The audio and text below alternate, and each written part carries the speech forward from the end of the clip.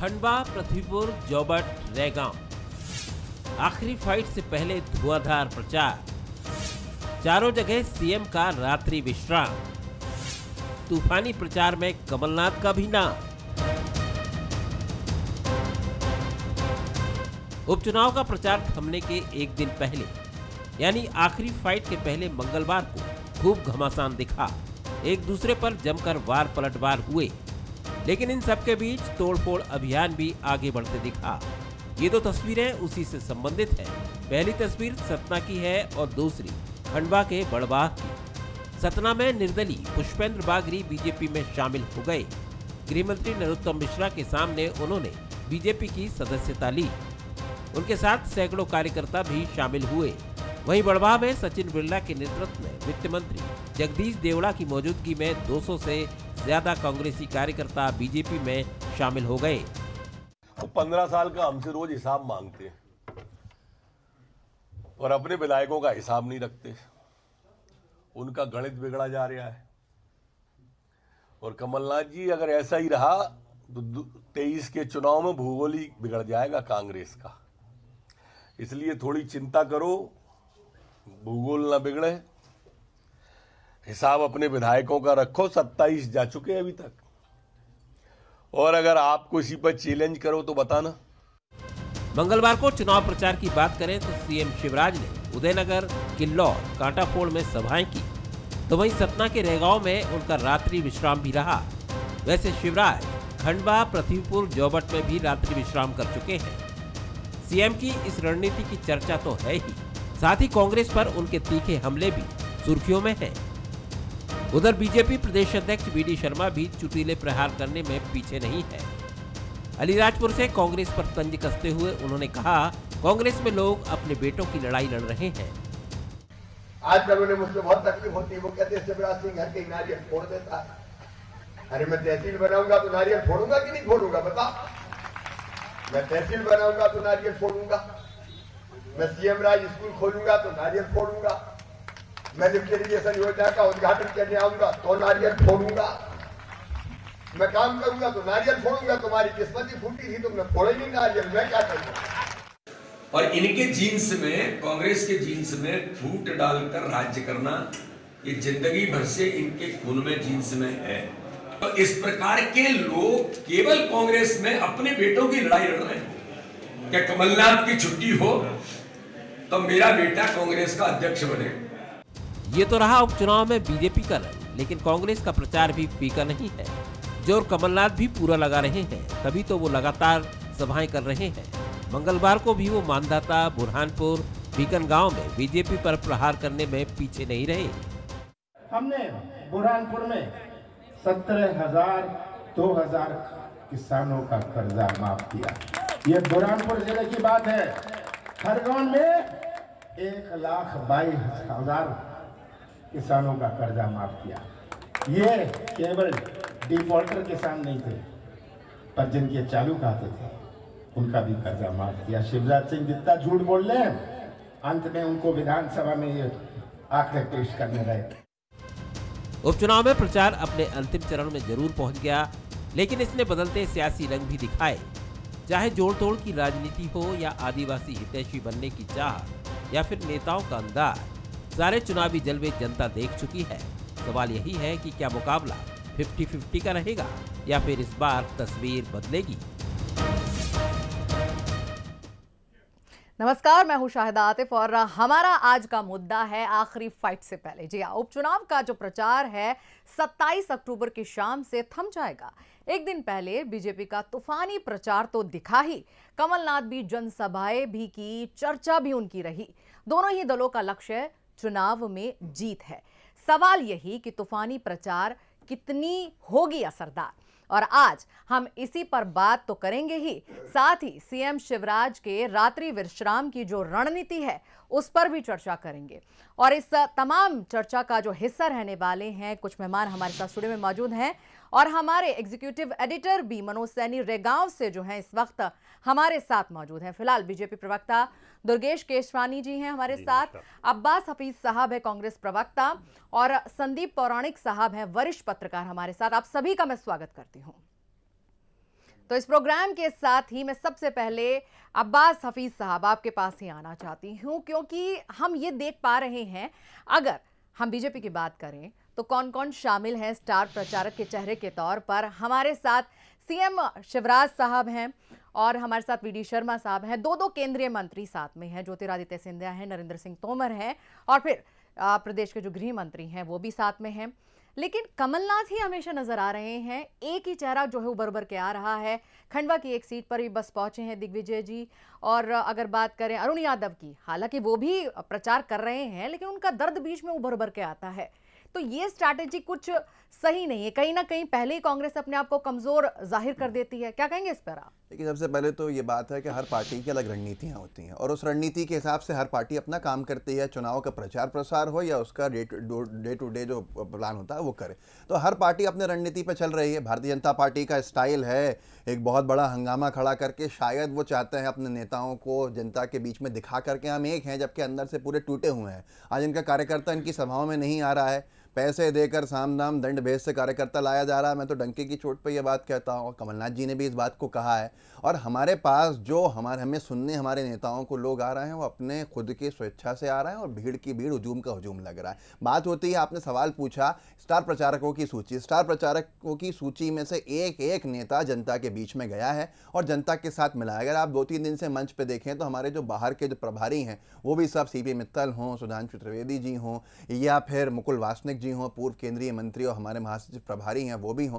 हर जगह पर हर सीट पर उनका भी दौरा हो चुका है। कल सचिन पायलट जी आ रहे हैं, पूर्व केंद्रीय मंत्री रहे हैं, महाराष्ट्र के पूर्व उप मुख्यमंत्री हैं और युवाओं के अंदर एक आकर्षण का केंद्र हैं, तो वो भी कल आके हमारी सभाओं को संबोधित करेंगे। उसके साथ साथ दिग्विजय सिंह जी का आपने नाम लिया, दिग्विजय सिंह जी एक अलग हमारी रणनीति के ऊपर हमेशा से वो सबसे आगे चलते हैं और नेतृत्व करते हैं, कहाँ कौन जाएगा, क्या उसका काम रहेगा, ये सारी चीज़ें जो टीम तय करती है उसका हिस्सा दिग्विजय सिंह जी हैं, कमलनाथ जी हैं। उसके साथ साथ पृथ्वीपुर में चुनाव का पर्चा भरवाने भी मतदाता प्रत्याशी का वो गए थे।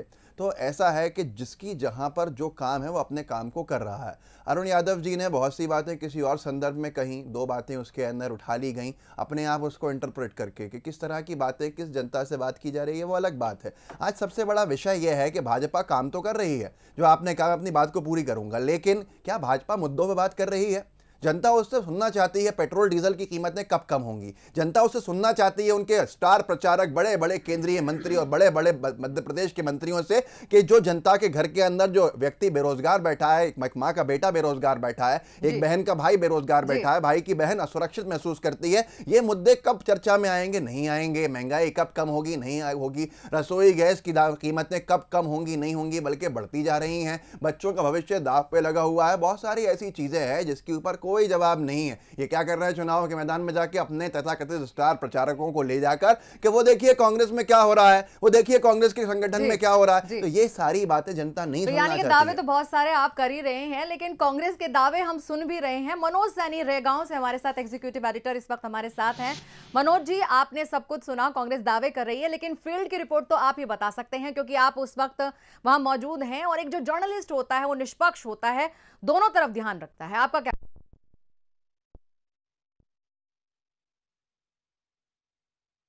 और अब अंतिम मुहाने पर आकर खड़े हो गए हैं। खासकर प्रचार कल थम जाएगा उससे पहले हम देख रहे हैं कि आज रेगांव में मुख्यमंत्री शिवराज सिंह चौहान साहब पहुंच गए। शाम को उन्होंने चर्चा की और अभी थोड़ी देर पहले ही भगवान के मंदिर पहुंचे, देवी माँ के मंदिर पहुंचे। वहां भी उन्होंने प्रार्थना अरदासना जो भी करना चाहिए सब करना है, क्योंकि राजनीति में यही होता है कि भगवान को भी साधना है, भगवान के पास भी जाना है और सबसे बड़ी भगवान तो जनता होती है, तो जनता के मंदिर में भी पहुंचना है। तो ये सिलसिला दिन भर से हम देख रहे जारी है। उससे पहले हम खंडवा में थे, खंडवा भी हमने देखा उनको और खंडवा में आज खंडवा बुरहानपुर लोकसभा की कई सभाएं उन्होंने ली। उसके अलावा वीडी शर्मा भी वहाँ पहुंचे, उन्होंने भी सभाएं ली। तो बड़े जोर शोर से प्रचार दिखाई दे रहा है। लेकिन दूसरी तरफ यदि हम कांग्रेस की बात कर रहे हैं तो कांग्रेस के एक ही नेता नजर आ रहे हैं। हालांकि मुकुल वासनिक जी हो या सुधांशु त्रिवेदी साहब जिनकी बात कर रहे थे, अब्बास जी, ऐसे तमाम बड़े नेता राष्ट्रीय स्तर के जरूर नजर आए। लेकिन जब हम फील्ड में जाते हैं तो भारतीय जनता पार्टी के पास एक बड़ा सा हुजूम दिखाई देता है, जिसमें संगठन के लोग हैं, 4-4 मंत्री लगे हुए हैं। तो ये भी इशारा करता है कि आखिर चुनाव किस तरफ जा रहे हैं। जनता के मन में तमाम तरह के मुद्दे हैं, महंगाई जैसे मुद्दों पर बात हो नहीं रही, क्योंकि खुलकर जो आम जनता है वो कुछ कहना नहीं चाहती है, वो अपने मन में बात रखकर बैठी। जब हम भी पूछते हैं कि क्या है आपके मन में, क्या होने वाला, जिस तरह से प्रचार प्रसार बीजेपी कर रही, कांग्रेस कर रही, तो वो अपनी बात कहने से इनकार कर देते। तो समझा जा सकता है कि चुनाव बड़ा टफ है दोनों के लिए और कहीं कोई कसर छोड़ना नहीं चाहता, भारतीय जनता पार्टी हो या कांग्रेस। लेकिन कांग्रेस के आज कमलनाथ जी फिर एक बार मंच से वही बात कह गए। अब्बास जी से उस पर मैं प्रतिक्रिया लेना भी चाहूँगा। फिर उन्होंने कहा कि कल के बाद परसों आता है, तो सीधे तौर पर पुलिस को वो समझाइश भी दे रहे थे कि जब आपने शपथ ली है पुलिस की, तो ज़रा समझिए कि आप क्या करना चाहिए। तो समझाइश भी है, धमकी भी है और सब कुछ है, और ये सब इशारा कर रहा है कि कहीं वो उत्साहित भी है माहौल को देखकर। लेकिन मैं समझना चाहूँगा, दुर्गेश केसवानी जी जुड़े हैं मेरे साथ और आप भी हैं साहिदा, और साथ ही संदीप पुराणिक जी है, अब्बास जी है। जैसा दुर्गेश जी, अब्बास जी कह रहे थे कि हमारे भी तमाम नेता नज़र आ रहे हैं, लेकिन आपके अंदर भय ज़्यादा है इसलिए आप नज़र आ रहे हैं। तो क्या भय का असर दिखाई दे रहा है कि आज नरोत्तम मिश्रा जी भी गए हैं, उन्होंने भी जाकर 2 सभाएं ली हैं। उसके पहले तमाम आपके वरिष्ठ नेता रेगांव में हम देख रहे हैं मुख्यमंत्री जी पहुंचे हुए हैं, आज रात में एक कार्यकर्ता के यहाँ रुकने वाले हैं। देखिए मनोज जी, हार जीत परिणाम है, कोशिश करना हमारा काम है। माननीय मुख्यमंत्री जी प्रत्येक कार्यकर्ता के लिए, हमारा संगठन, हमारे नेतागण सभी चट्टान की तरह से उन कार्यकर्ताओं के लिए खड़े रहते हैं और फील्ड में रहते हैं। उनसे उनका जो जनसंपर्क के जो मिलना जुलना लोगों के साथ होता है, तो निश्चित ही पूरा संगठन ताकत के साथ उनके खड़ा रहता है, प्रत्येक कैंडिडेट के साथ। और आप चुनाव तो आपने मनोज जी बहुत सारे चुनाव देखे हैं मध्य प्रदेश में, हर चुनाव में आपने देखा होगा एक छोटे से छोटे कार्यकर्ता के लिए भी अगर कोई खड़ा रहता है तो माननीय मुख्यमंत्री जी वो चुनाव उतनी ही गंभीरता से लड़ते हैं। फिर चाहे वो बड़ा चुनाव हो, छोटा चुनाव हो, हर चुनाव गंभीरता से पार्टी लड़ती है। भारतीय जनता पार्टी, माननीय मोदी जी का जो मूल मंत्र है, सबका साथ, सबका विकास, सबका विश्वास, उसको लेकर जनता के बीच में है मनोज जी आज। और इसका विपरीत आप देखिए, कांग्रेस सिर्फ और सिर्फ आलोचनाओं को लेकर जनता के बीच, जो विकास की बात जी, आलोचना को लेकर बीच में है। आज आप देखेंगे कि कांग्रेस के पास कोई विषय नहीं है। बातें आप नहीं जी बताइए मनोज जी। मनोज जी आप कुछ बोल रहे थे। मैं ये कहना चाह रहा था कि अब्बास के भी वही सवाल थे आपसे कि विकास के मुद्दों पर चर्चा नहीं हो रही है। हाँ, ये जरूर है कि तमाम तरह के दावे जो दिखाई देते हैं, जिस पर कमलनाथ जी भी सवाल खड़े कर रहे हैं, तो क्या ये माना जाए कि ये चुनाव कमलनाथ वर्सेस शिवराज हो गया? देखिए, मुझे लगता है कि इस चुनाव में कमलनाथ जी और कांग्रेस कहीं पर भी नहीं है, क्योंकि वो सिर्फ आलोचनाओं के सहारे से मैदान में है। कोई उनकी क्या वो विकास का, उनके जो प्रतिनिधि अगर एकाध भी अगर जो इनमें चुनके भी आएगा तो क्या वो विकास अपने क्षेत्र का कर पाएगा? क्या नहीं कर पाएगा। ये सिर्फ अपने और आपने देखा मनोज जी 15 महीने का जो कमलनाथ जी का कार्यकाल था, एक बात उस कार्यकाल की वो लोग नहीं कर रहे हैं। आप आलोचना करके कितना जनता के बीच में जा सकते हैं? क्यों आपको अपने विकास कार्यों की तो बात करनी चाहिए थी कि हमने 15 महीने में क्या किया, पर 15 महीने में ये कुछ नहीं कर पाए। और उसके बाद आप देखेंगे उनके यहाँ पे आज चुनाव के बीच में कौन है, और हमारे स्टार प्रचारक जो मनोज जी आज का जो विषय है, मैं बता रहा हूँ कि हमारे स्टार प्रचारकों में माननीय प्रदेश अध्यक्ष जी हैं, सीएम साहब खुद हैं, अनेक नेता हैं, नरोत्तम जी हैं, कैलाश विजयवर्गीय जी हैं, सिंधिया जी हैं, अनेक नेता, नरेंद्र सिंह तोमर जी हैं, सभी हमारे कार्यकर्ताओं के लिए वो बीच में हैं। और हम जो हमने 15 साल, अगर जैसा माननीय नरोत्तम जी ने आज कहा कि लोकतंत्र में अगर कोई सबसे बड़ी अदालत है तो वो जनता की अदालत है, और वही कमलनाथ जी को जवाब दिया। अगर हम 5 सालों से 3 टेन्योर से अगर हम जनता के बीच में हैं तो वो क्यों है? आपको जवाब देने वो क्यों है? वो क्यों है? ये बताना पड़ेगा।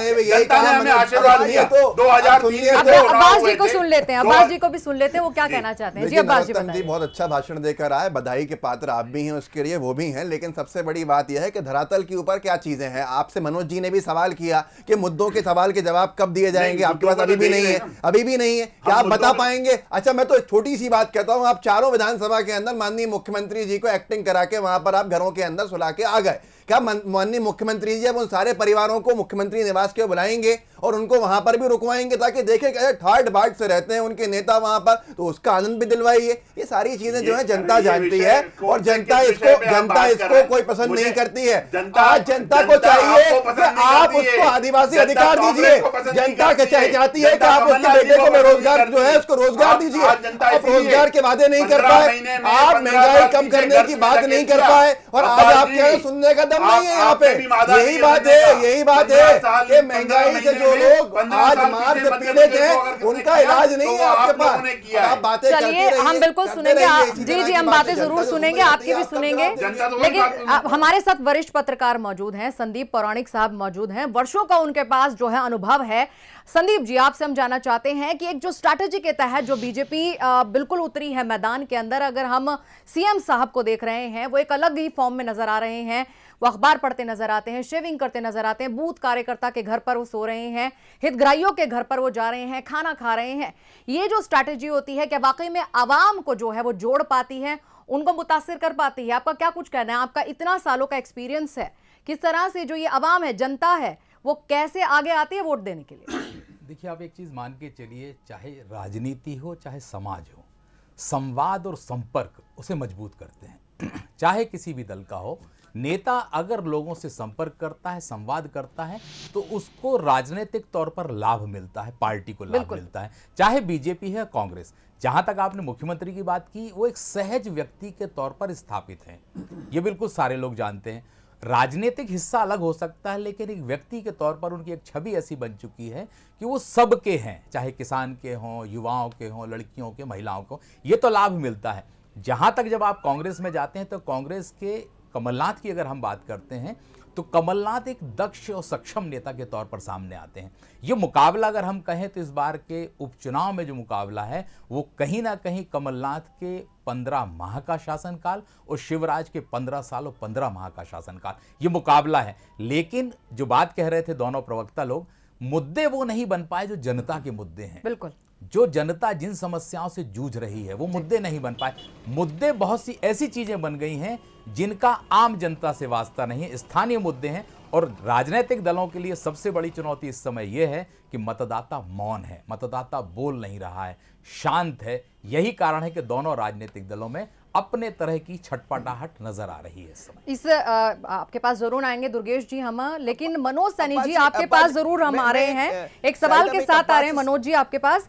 आज जो है दो अहम खबरें बहुत अच्छी रही सामने। अगर हम पुष्पेंद्र बागरी की अगर बात करें, वो भी अपने सैकड़ों कार्यकर्ताओं के साथ जो है बीजेपी में आ गए हैं। और अगर हम सचिन बिरला की बात करें तो 2-3 दिन पहले वो भी पार्टी में शामिल हो गए थे, बीजेपी पार्टी में। आज 200 कार्यकर्ताओं को अपने नेतृत्व में वो खींच लाए हैं। अगर बड़वा विधानसभा की अगर बात करें तो यहाँ से भी आ गए हैं। तो ये जो कांग्रेस को नुकसान हो रहा है, आप फील्ड में हैं, आप जान सकते हैं कि वाकई में क्या ये नुकसान वाली बात है कि कार्यकर्ता टूट रहा है, जो कि एक जड़ होता है, मजबूत होता है किसी भी क्षेत्र का, किसी भी इलाके का? क्या कहेंगे आप?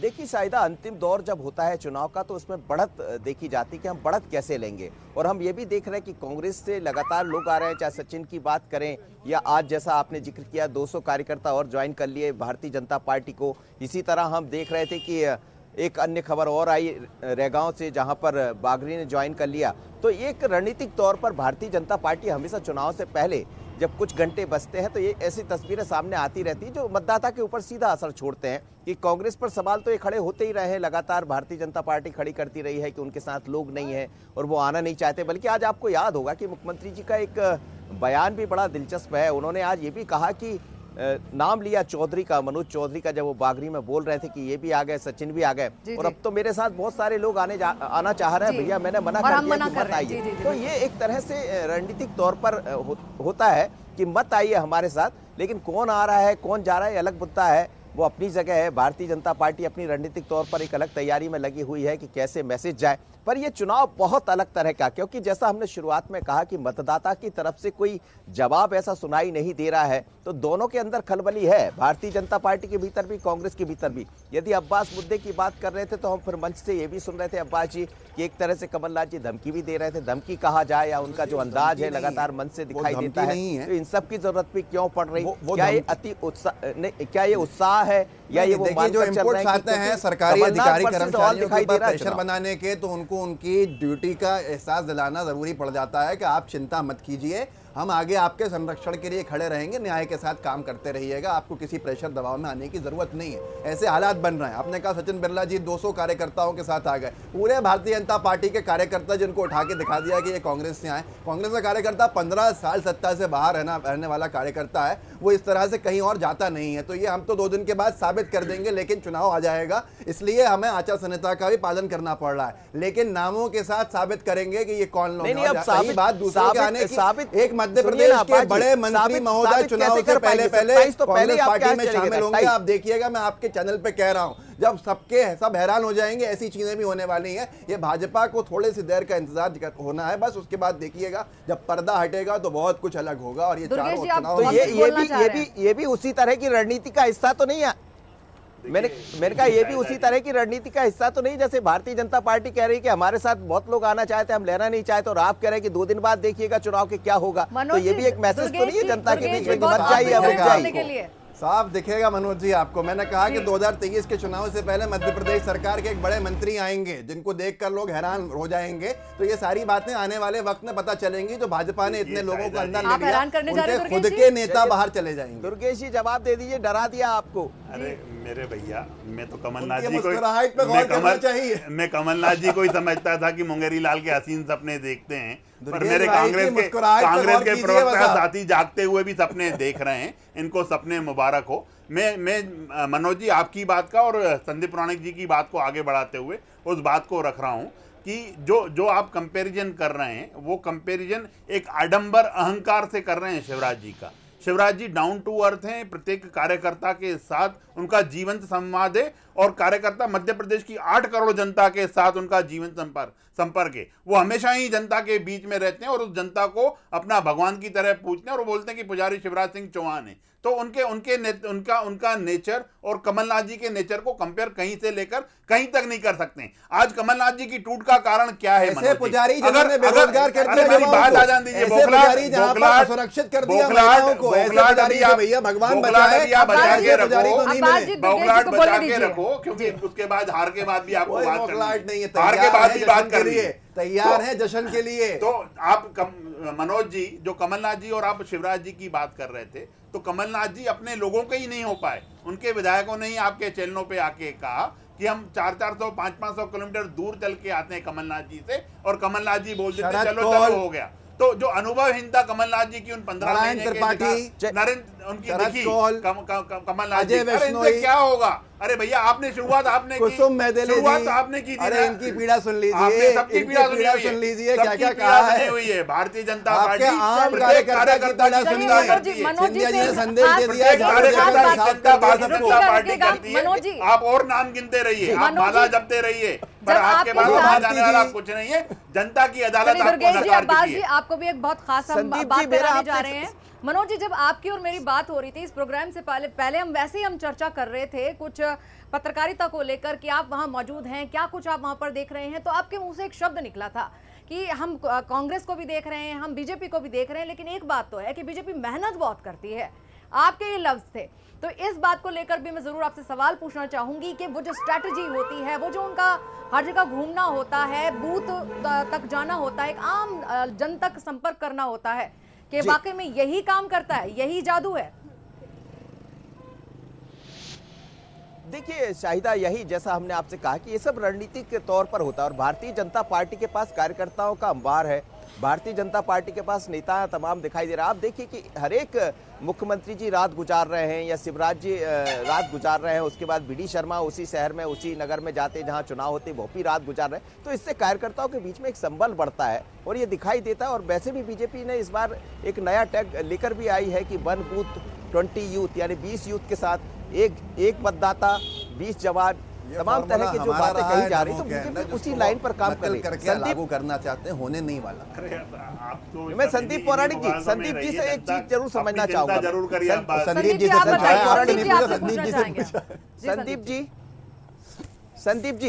संदीप जी आपसे ये जरूर समझना चाहेंगे। इस क्षेत्र को हमने देखा, दमोह में हम खूब बात किए चुनाव के दौर में, और वही सब जो दिखाई दे रहा था, जिस पर चर्चा चलती थी, बाद में परिणाम भी कुछ उसी तरह के आए थे सामने। क्योंकि आप बहुत ज़्यादा पूरी ताकत लगा लीजिए, लेकिन इस बार मुद्दे कुछ और है। मतदाता कुछ बोलना नहीं चाहता, क्योंकि मैं भी चारों सीटों पर अभी हूँ, रेगांव में यहाँ बैठे हैं, लोगों से भी बात कर रहे हैं।